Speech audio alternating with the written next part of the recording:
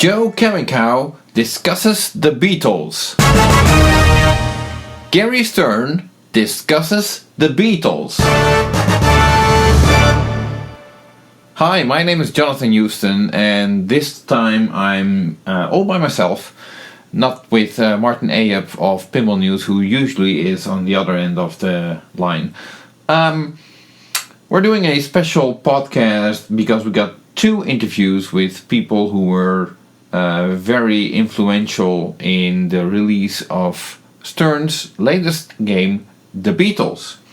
First, we have an interview with Kaminkow, who is basically the person who arranged the license. He made the contacts and made sure that Stern could actually make the game.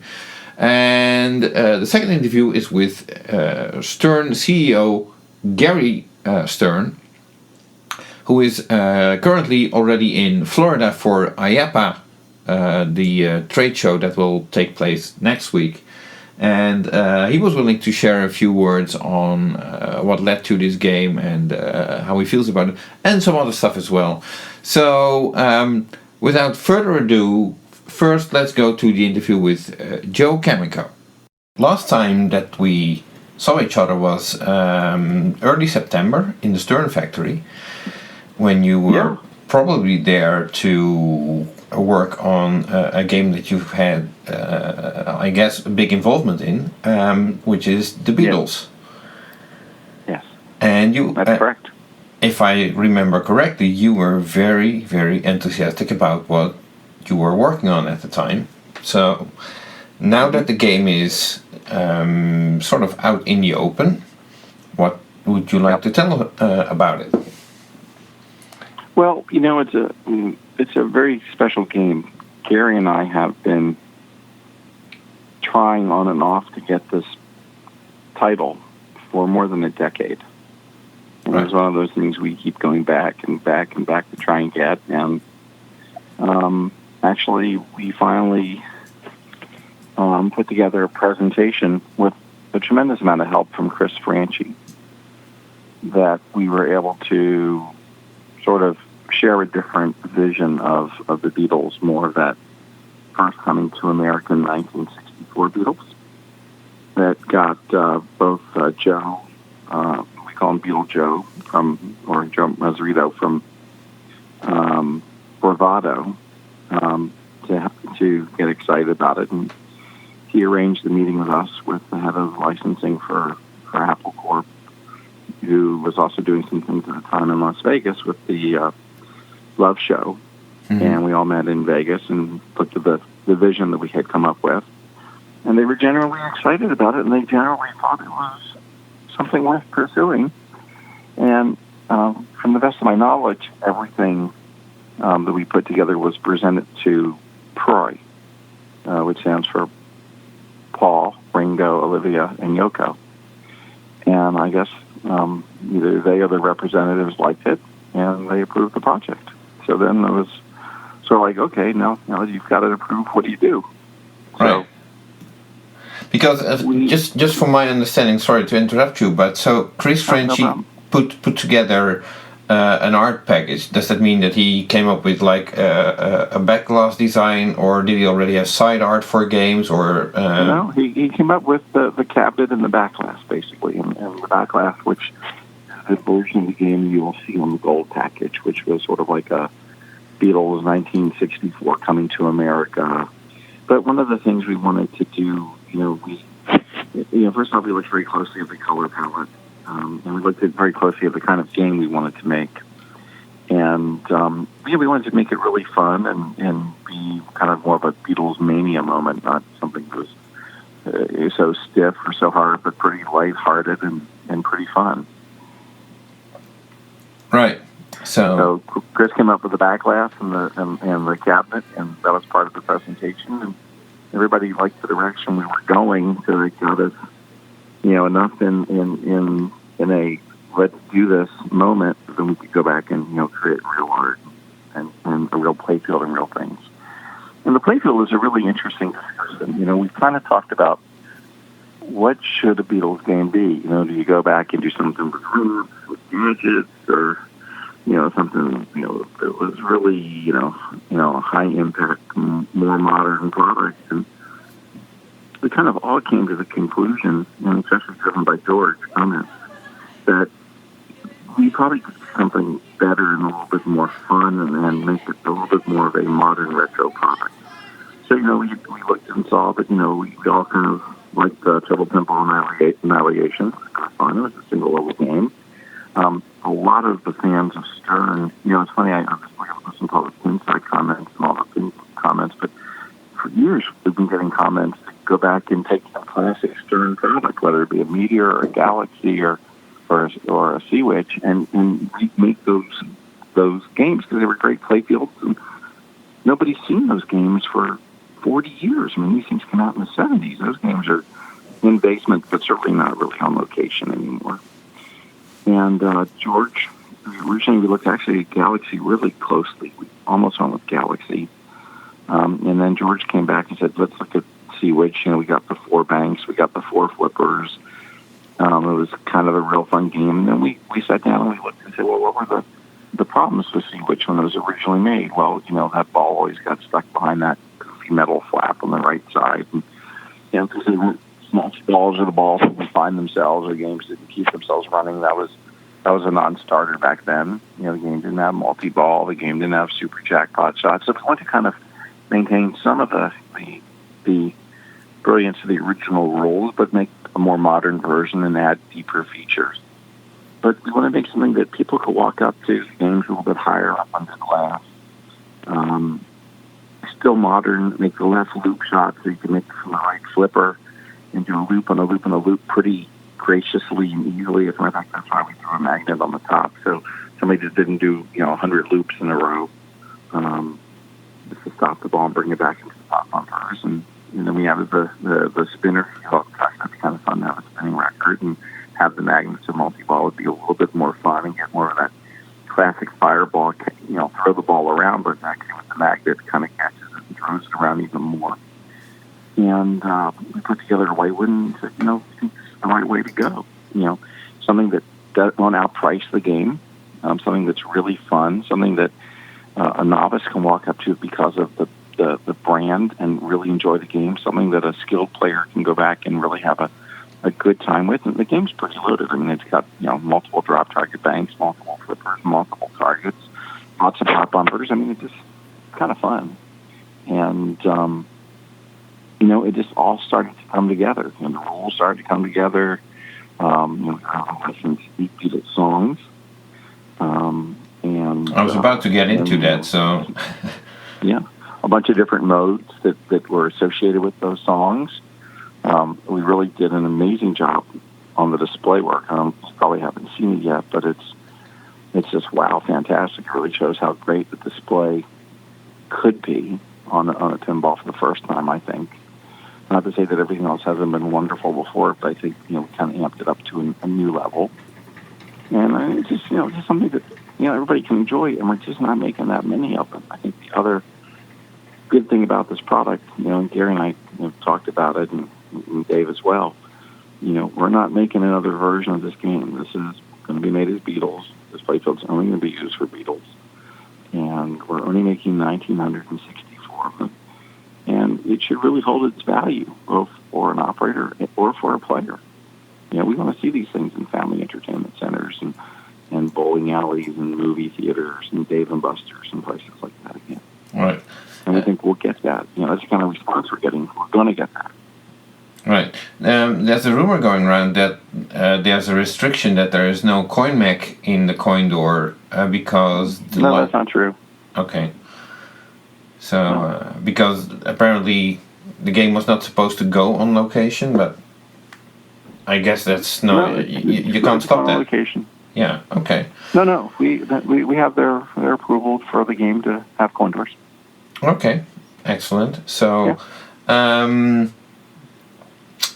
when are we going... Though we expect most of them will go into personal collections, we really think, Well, that's very likely. Well, that also depends on who are you targeting the game to. Are you targeting pinball collectors, or are you targeting Beatles collectors?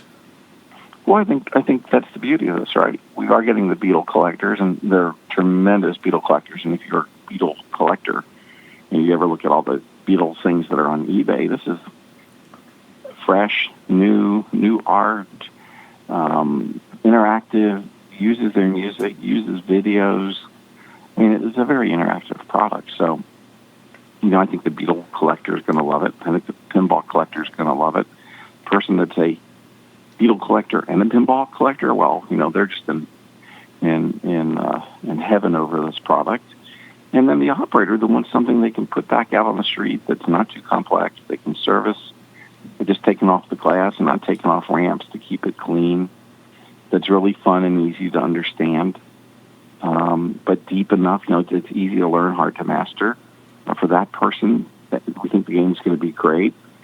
And to be honest with you, a real good portion of the product is already sold. I mean, there aren't going to be that many unspoken for. I don't think at the end of the next week or two. Now, obviously, our distributors, have stepped up and ordered, robustly. And, some of the collectible places have done the same. So, again, I don't think it's going to be a product that's going to be on the line for very long. I think we're going to make them, and this Christmas, a good portion of them are going to get sold and be gone. Right. Well, obviously, the number of games they can make is limited. So once those are made, that's it. Right. That's it. 1,964. There are 100 diamonds, 250 platinums, and the balance are gold. Right. So, in terms of the design process, you talked about how the Sea Witch playfield got enhanced. Was there at any point the idea of like, hey, on this Vonelli game a couple of years ago, we used a stepper motor to recreate electromechanical score reels? Is that something which would have been appropriate? We looked at it. Yeah, we didn't think it added that much value for what we were trying to do with this project. We even looked at mechanical chimes because we'd done that on Tommy. Right. And again, we just didn't think the cost benefit was worth it. I mean, in terms of expense, I mean, I've been involved in a lot of pinball projects over my years with the Star Wars and Jurassic Parks and whatnot. This was an exceptionally capital-intensive project to create. So, this when people talk about their dream game, having a Beatles game, Stern and Ka-Pow took an extraordinary risk to bring this to life. Right. So, don't expect things like this to happen again in the future. This is a shooting star, quite a rarity. Right. Well, there's only one Beatles, so. Yeah. And it took 50 years to get a license for it, plus, Right. And. We've never had one before. Did this might be an odd question, but in terms of gameplay, did the licensor have to approve anything for that, or was it more like you're the experts on that, you figure that out and make sure that it makes sense? Well, they were involved with everything we did, and though they from the making a game that's a fun pinball, they obviously left it to our expertise to deliver on it. But at the end of the day, we still flew a game to London for everyone there to play and look at and comment on and make suggestions on, and even after we were there and showed them the game, we went back and had quite a few inclusions of things that they were able to offer to us or share with us that we didn't have before, and they were excited about. And we got some extra video and a few other things that really made the game better. So in terms of from an art standpoint, they approved everything, all the sounds, all the display, everything we did. And of course, whether you scored 10,000 on something or 50,000 on something, they didn't quite get involved in that level. They left it to our expertise. But I can't wait for people to see it and play it. I mean, they're gonna.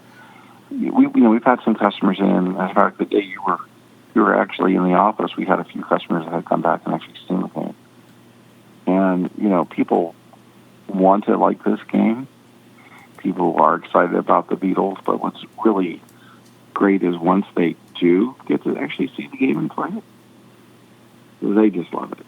I mean, the game is just a hands down, when you play multi-ball with A Hard Day's Night, you just can't help but smile. It's fun. It sounds like fun. And I saw the smile on your face when we met in the factory when you were actually in the engineering department working on this or discussing it. Or usually a smile on people's face tells that they are firm believers that what they are working on is going to be good. And I have no doubt that that you have that feeling about this game, and the proof is often in the pudding, in the sense that you have to play it, because it's easy to go by a couple of photos and think what might happen, but like I said, you have to play it. So then the question... That's what's been so entertaining for me, all these people making all these comments having never played the game or shot a single ball or heard it, it's just like, I just kind of, makes me kind of laugh a little bit because they're so incredibly uninformed. But I think, I'll let the product do the talking. It's just great. And I can't tell you how many of my personal friends that for the first time in their life have said, I'm buying this pinball and putting it in my house or in my office or in my game room or my bar downstairs. I mean, I probably have like 8 personal friends that are like, please put me on the list to get this game. And that's never happened in anything I've made in the 40 years I've been making pinball. So it's pretty exciting. It's pretty fun. Okay. If you're a serious pinball collector, you have to have this game. Period. You have to have a Beatles pinball.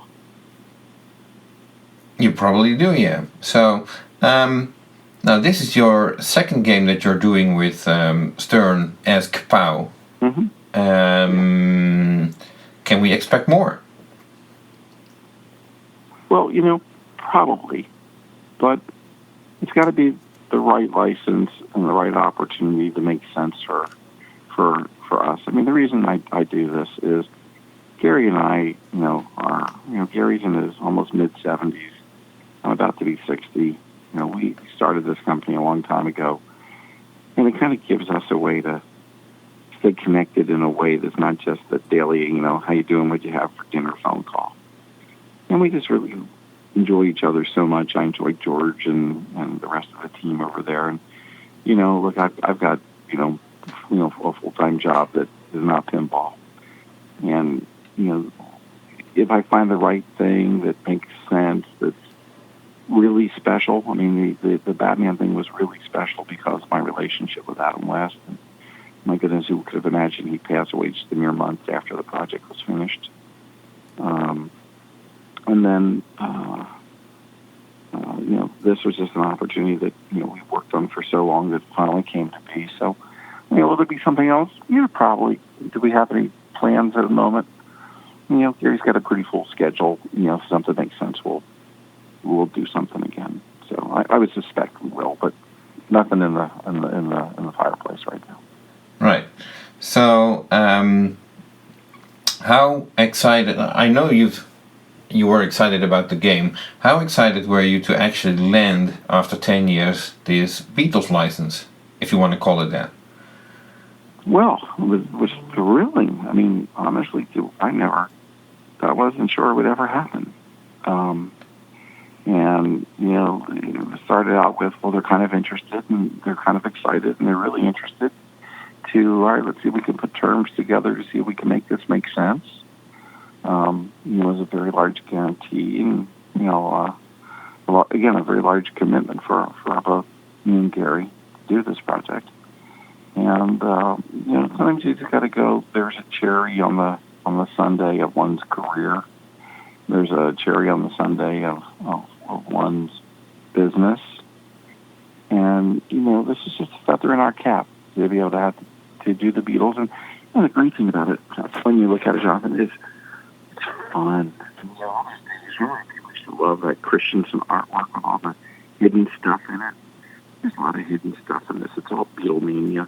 When you look at the play field, I mean, when was the last time you saw a playfield that actually had some wood, where going through the playfield, where you see the grain of the wood in places like they used to do 30 years ago, right? Because like in recent days, it just cover every inch with paint.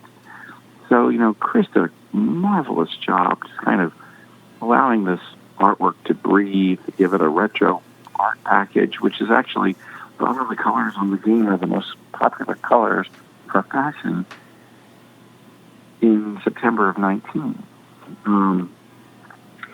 And it's just, more altogether, it's just a beautiful package together. And there's a lot of, fun to compete and game of skill and all that old. It's sort of like, what that pinball should have been if it was made in 1967 or 1972. But with modern technology and modern display. And I said to somebody, we could have never made this game 10 years ago. There was just no possible way we could have done that. Our sound wasn't that good.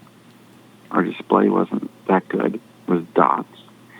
And our printing technology for the playfields could not have made a game that looks as good as this game because we didn't have the technology to make the faces look that good. So it's sort of like, the timing was right from a technology standpoint. And everything just sort of kind of fell in place the right way. Okay. This game features 8 songs by the Beatles, of course.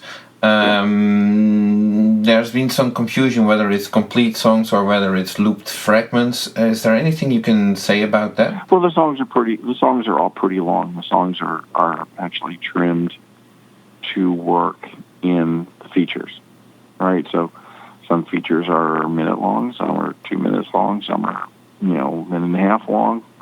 So just depending, what song and what the feature is how the song is trimmed. It wasn't more like, everything's 15 seconds. If you're a Beatles song, you'll hear mostly complete songs through the game. Right. That's speculation. It's just, it was, again, it's like anything, you make a mode, and if it's 45 seconds long, you play your background sound during that period for 45 seconds. So. Right. So, now, you mentioned this game is, all models are themed around, sort of like what the Beatles were around 1964. If I understand it correctly. Coming to America Beatles. I mean, we even had to go back and get the license for Pan Am to use their logo on this game when they landed at Shea Stadium and in New York. Right. Things like that. I mean, we had to do a lot of extra work to make this thing feel authentic. Right. Even the speech is done by Cousin Brucey, who introduced the Beatles in 1965 in Shea Stadium. And he does a radio show on XM Radio in America. Right. So you guys really did your homework and make sure that everything in the game is fitting to the theme. Yep. Even the different musical instruments, we licensed all the different instruments, so it would be historically correct. Right. Okay.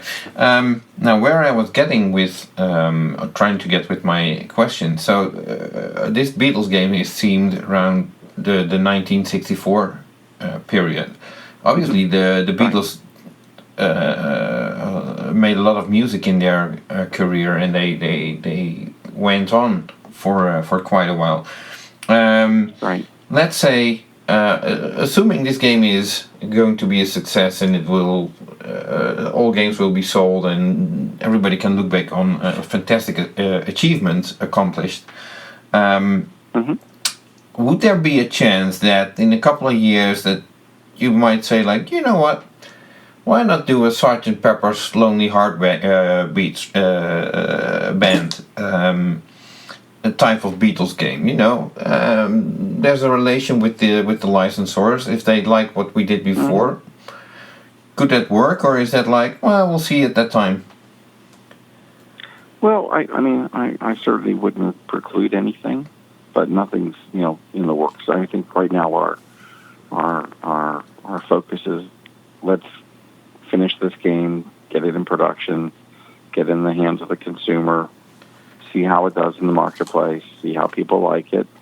And if there's hunger, there's obviously, a lot of different eras of the Beatles, whether it be, making a White Album or doing a Rubber Soul or, who knows, or Sgt. Pepper's or Yellow Submarine, who knows. There's always that opportunity or possibility, but I think for right now we're going to just keep our focus on what we're putting in the market, and we'll assess that and other things that we've talked about in the near future. Right. But obviously building relationships with licensors and having good experiences, and having them happy with the result of your hard work. You always keep relationships intact. Right. Right. So as you mentioned, playing the game is sort of key to understanding it and seeing it and feeling it, experiencing it, basically. So the main question probably is, when will people be able to play it in public? Well, it's in production tomorrow. So I would suspect, depending how quickly they get built and go through the initial QA test, I would suspect, they'll be shipping, this week, next week. I mean, they'll be out there very soon. Well, Stern is very quick. Usually happen in the market before Christmas. Yeah. Well, that's for sure. Usually, when Stern announces a game, it could be on the line in a couple of days and shipping, because obviously there's no point in keeping the games in the factory. That's pretty much it. Yeah. Yeah. So the game's all approved. It's ready to go, and it's rolling down the line. Are there any special events planned for this game? I mean, with other games, Stern does launch parties and so on. Is that also the case in this case, or is this? I think we're talking about a couple things, but nothing's been decided. You've got some big trade shows coming up. IAPA's coming up in a week. CES show is coming up. We were originally going to launch the product, I think at the CES show, but we showed it to some of our customers. They really wanted it for Christmas this year, and figured we would move it up a little bit to try and accommodate some of those holiday sales that our distributors really wanted to be able to use and deal with it. Okay, well, excellent. I guess you've answered all of my questions and more. I guess we'll just have to go out and find a game to play to form our valid opinion. Yeah, it's there's a lot in there. I mean, it's for a person that just is going to flail, they're going to have a really good time.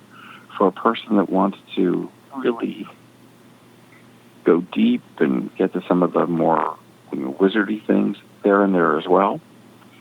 And I'll tell you, playing a game with Beatles music is just incredibly fantastic. And look at the game and look at it for the art that Chris did. I know a lot of people were really rough. They just saw an early picture of the game, but it's beautiful. It's detailed. There's just a lot of nice memories in there.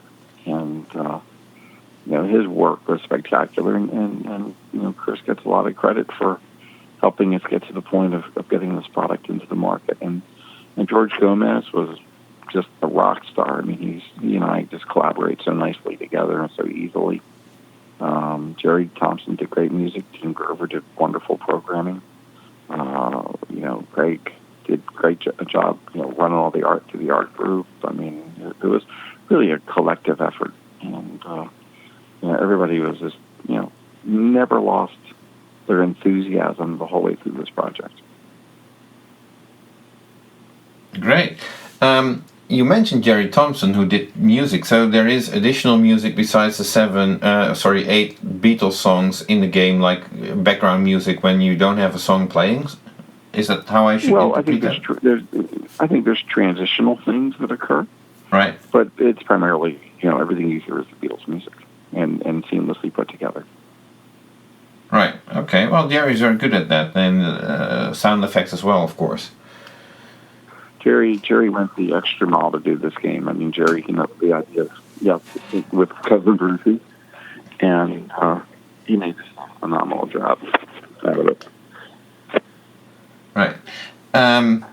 Okay, well, I can't wait to play it. I hope to be able to play it very soon. And I would encourage everybody who heard about this game and is interested in seeing whether the hype is real or not, to find a game and try it for themselves. Yeah, it's real. They'll I'm really happy to be associated with this project, and this might be the last pinball I ever make. We'll see, but if it is, damn, it's a good one to go out on. Right. It doesn't sound that doesn't sound that positive in the sense that if it's the last one you'll ever make. I mean, if this is a great success, then you don't want it to be the last one that you'll ever make, right? Well, for me, it's just a matter of time property. I'm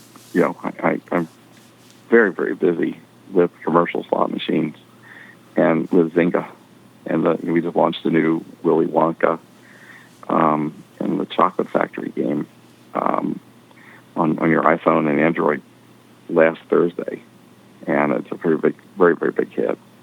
And we're working on Harry Potter right now, so we're really busy. So it's just a matter of time for me. Right, okay. No, that makes total sense. Yeah. But let's hope it's not your last pinball machine. Let's hope not. Okay. Well, I want to thank you for your time to discuss this game and your involvement in it. And thank you for coming on this podcast. And good luck with everything. Thanks. And I hope you all have a good time playing it. And when you see it on location, please put an extra $5 or $10 in it, would you? It really matters to the operators. We'll see you all soon. So there you have it, Joe Kaminkow, who arranged the license of the Beatles for Stern Pinball about the game.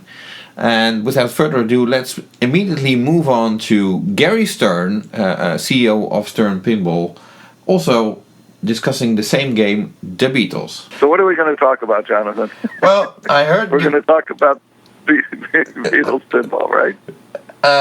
If you'd like to say a few words about Beatles pinball, and that would be great. I'm very curious what made you choose this theme, and how did you get to it? And well, of course, we know you always praise the latest game, which in this case would not be any different. But this has to be a special game.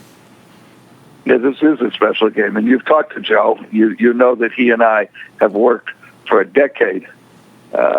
He more than me, but me also, a decade together to get this title. It's the ultimate title. It's the ultimate rock and roll band. It's the ultimate music. So together we've wanted this. He's the leading oar in getting this title. If there was a culmination of a career, getting this title would be it. The game itself, of course, is just fun, and it's Beatles, it's rock and roll, it's a lot, nine songs, because we couldn't stop ourselves. We added a ninth song, which is it? Taxman, and so now we got 9 songs on it. Probably that's where we're going to stop. It's got to stop. Any event, this game, I talked to you before about, we always have 3 market segments. We've got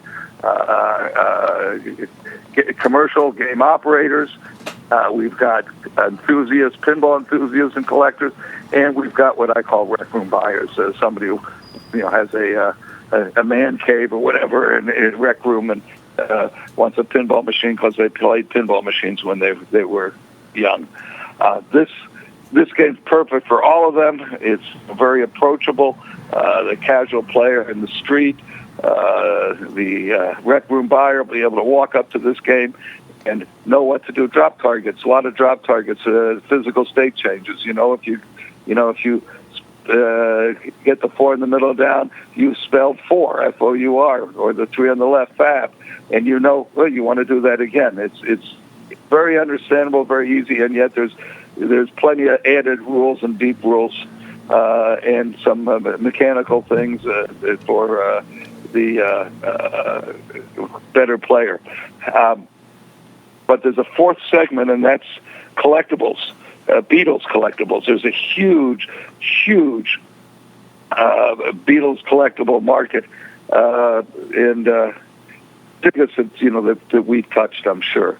And we've made other titles that are great titles, but this has a collectible base. So these games, there's only 1,964 for the year that the Beatles first came to America, and so therefore there's going to be, for the collectors, they're going to find this game. Our dealers and distributors will look for collectible markets, but to the extent they don't find it, shame on them. The collectors will find it, and I'm sure these games will have value. There's only 1,964 of them. Right. We make normally 3 times that many, 2 to 3, 4 times that many of a game. Right. So this is a title that in a couple of weeks is off the line and gone. Well, the first 1,000 will be built right away, and they'll be sold in packages to our dealers and distributors, packages of 10, 1 diamond out of the 100, diamond, 2 platinum out of the 250, so we're only using 200 of them right away, platinum, and then 7 of the gold. And again, these games play great, for all the uses. That leaves 964 more games, most of them, of course, Gold. Being gold. And we may make a few more gold this year. We'll make the platinums, the last 50 platinums probably next year, and we'll make the more gold next year. We can only make so many, and those 1,000 are, they're spoken for. So why are you trying to sell the game this way? I don't recall that there have been other games that were sold in blocks, like 10 games. No, that's true. That's true. It's just, it means that everybody gets some of everything. We're trying to spread it out. Okay. Yeah. So would this be a model that you would probably continue on future other titles, where you would just have the Pro Premium and limited edition model? The Pro Premium limited edition is our cornerstone model. This is a studio game, with Ka-Pow and us, and so this model is not something that we're typically talking about doing. Now, I'm sitting here saying no, never. Well,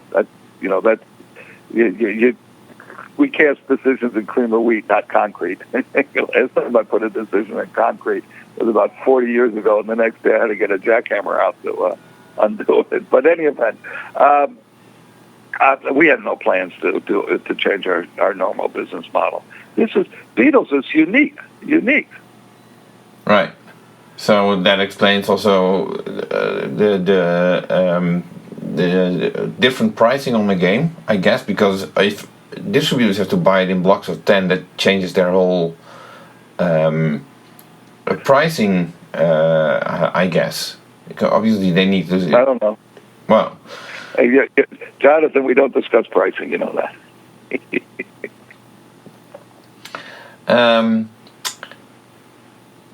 Obviously you're very enthusiastic about this game. When can people play I played it? Right. You have one in your hotel room right now? No, but I know that I did. No, I don't.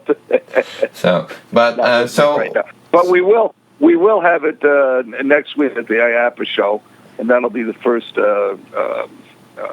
public showing of the game. Right. So first public appearance of the game will be at IAPA Florida show, which is next week.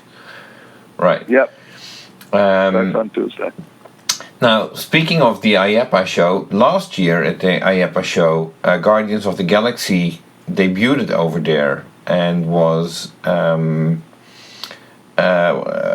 code was still in development at that point in time. We're not going to discuss about that, but I'm curious about how far is the code along for Beatles? 1.0, 1.0 code. Will we do some things or add some things later? Maybe. But this is very good code.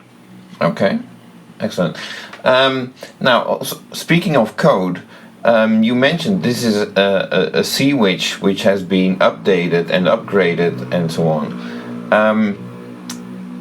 Will we still recognize any of the original rules of C-Witch for those who remember those, or is it just a completely different game? Oh, you'll recognize some of the rules. Yes, you'll recognize some. But C-Witch was a great drop target game, good flow. George has made some changes in the geometry, only to the better. Added some, that we've added spinning disc, magnet, more spinning targets, some other shots, so forth. We've added something we didn't have back in the day, and that's multi-ball. So there's a couple different multi-balls in this game. There's added stuff and there's retro stuff. But again, both us and the Beatles, we wanted to go back. This is the game that if you had made a game in 1964, or the 70s for the Beatles, this would have been it modernized with a lot more, with an LCD display, with animation, with video clips, with live music, that actual Beatles performed music that you couldn't have put into the game back in that day. So it's a retro game glamorized Right. to the modern time. Right. What I was also wondering about, Stern did the Bonelli game, and from that came later the Pabst Can Crusher game, which was in a more regular cabinet, but a lower cabinet, and with a different back box, with still the electromechanical type scoring reels. I was wondering, wouldn't that have made more sense for this title? Such a cabinet? This game's great. I think it's perfect the way it is. I think what George did with it is wonderful. But we do simulate reels, by the way, on the LCD display. Okay. Again, it's modernized with all LEDs, LCD, the spike system, so forth. Right. Well, nobody outside the factory has seen any images of the LCD or video, so that's still... Oh, you will soon. You will soon. Okay, excellent. Now, you're currently in Florida for the IAPA show. Yep. You still do an amazing amount of shows that you attend to. What's your role at the company right now? I'm the CEO. That means president, CEO. Although my partner is very involved too, of course. Dave's very involved. Right. So, now we talked earlier this year, and that interview is published in Pinball Magazine number 5, where we talked about Stern hiring Doug Score to fill in at some European shows, so you don't have to go there. And also handling the day-to-day work with the customers. It's more than just shows. Every morning, the export salesperson is up on the phone talking to the customers because there's a time difference, and he's doing that, and he's talking to them and corresponding and keeping track and selling them and getting orders. I talk to them some, but he's talking to them on a regular basis. So he picked up a lot of that, which has freed my time to pick up doing a lot of other things. Right, because I don't get we're a growing business. Right, because I don't get the idea that you're trying to slow down, although that might have been the intent, but it doesn't seem like that. Well, maybe. But I'm still pretty busy, yes. I'm still very busy. Okay. And I like it. Well, that's a good thing. I like pinball. I like pinball. I like this business. I like what we built. The guys have done a great job, so I'm all happy with all of it. It's all very good. Right. So you haven't reached the point where you figured like, okay, the company is in good hands. I'm out of here. No, I'm not out of here, but we do plan for succession, and we're working through. Doug takes over the day-to-day on the export sales. There's some other things that we've delegated, and so we are moving it, and we've beefed up the management, so it's got top management in many areas, all the areas where I don't have to. This is not Gary makes all the decisions. Everything comes to Gary. This is not the same company. This is, our phrase. This is not my father's pinball company. Right. We do a lot more things than just make a pinball machine once and never again, and we do a lot of other digital and accessories and merchandise and events and tours and so forth. It's everything pinball. Right. So, in the past, you also tried to, and you still are, pushing pinball into China. How has that been so far? Coming along. Okay. It's a new market, which is very, very exciting. And in fact, our Chinese customers will be at IAPA, and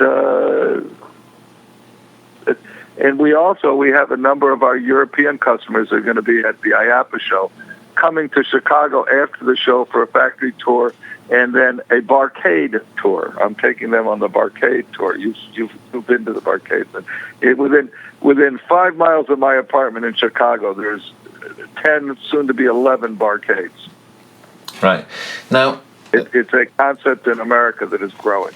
Yeah, we have a list. We have a list of about 650 of them, and I know that's not complete.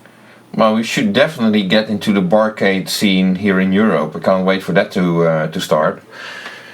There's a few. There's in Europe. I've been to a number of them in Australia. And there's some in England. There's one in Norway or Sweden that I'm familiar with called Tilt. There are some starting, and it's a concept that works. Right. Now, this Beatles game, which is a upgraded Sea Witch, here you have a playfield, like you said. Anybody can walk up to this game and understand what they have to do, and it's fun, it's easy. Wouldn't that be like the type of game that you would actually need to enter a new market like the Chinese market, because it's not that intimidating? They're very excited about the game, and they're very excited about the title. Okay. And on the other hand, walk up to Deadpool. George has done a great job with Deadpool, where there's plenty there for the great player, but a casual player, it's got a 3-bank right in the sweet spot, and that gets you a 2-ball multi-ball when you lock the ball behind. It's easy. It's intuitive. Right. Okay. So George has done a great job with that. Oh, no argument there. Yeah. I'm just reasoning like, okay, here we have a single level playfield. I'm sure it'll be a great success in China. Okay, well, let's hope so. I'm just not sure whether the Chinese have any idea who the Beatles are. Oh. They heard about it, and they are all over it. They have a lot of ideas of listen, one of the things that they were all excited about, and of course we had no control of the sales, was when we made the Supreme games. Well, how do they know what the Supremes are? Go to China and look at all the people wearing Supreme real and not real stuff. Right. Okay. They know what's going on. Right. Okay. Speaking of China, would you consider making a game with a popular Chinese theme specifically for that market? It has to be maybe. I mean, consider anything. There's economics involved. The problem is the cost to design spend $1 million and a half dollars to design a game for a limited market that is just growing is sort of difficult. It's the same problem we have worldwide, and that is to have titles that should have not just U.S. appeal but world appeal. Right. When we did something like, the first time we did Simpsons, a lifetime ago, we were, I believe, the second licensee. It wasn't really known in Europe. It was so successful because it was so important in America. The second time we did Simpsons, it was known in Europe. When we did Family Guy, we did it as Shrek. In NASCAR, we redid as Grand Prix. Grand Prix. There's some titles, that we've had to do that with, but that's not particularly desirable. And today, with what you have to do with LCDs and so forth, and music, and to retitle a game, skin a game, re-art a game, not really very practical. Right. And yet here we are with Beatles, which sort of is a reskin of a game. Well, no. Yeah, but it's worldwide. It's a worldwide title. It's much more than a reskin. Right. Much more than a reskin. Okay. And at this point, we drifted off a little bit and ended up discussing the Consumer Electronics Show and other trade shows that Gary is still visiting, just like the IAPA show. So let's hear a few comments from Gary about that. We go to the Consumer Electronics Show. One of the things, and the last thing that has built pinball so much is that we do so much effort to expose pinball. When we go to the Consumer Electronics Show, we're exposing pinball to general news magazines, to podcasts, to game magazines, to just a huge market of people. And so I'll be at the Consumer Electronics Show, and then go right from there to the London show. Right. Is there any chance we're going to see Beatles at the London show, or is that... Oh, yeah, of course you'll see it there. Yeah, of course you will. All right, Gary Stern of Stern Pinball on the Beatles and a lot more. Hope you enjoyed these interviews. I'm heading out of here. If you still are waiting to order a copy of Pinball Magazine number 5 or any of the previous issues, I am shipping out a batch of orders tomorrow. So if you hurry, you might still be able to be in that batch. And by tomorrow, I mean November 6th in European time. Also feel free to subscribe to the Pinball Magazine newsletter on www.pinball-magazine.com.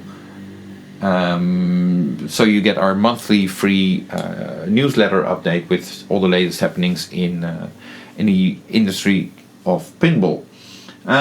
We'll be back probably at the beginning of next month with such a newsletter and a new podcast together with Martin Ayep, who, although I'm doing this podcast by myself, I have to mention that Martin put in quite a few questions for Gary Stern.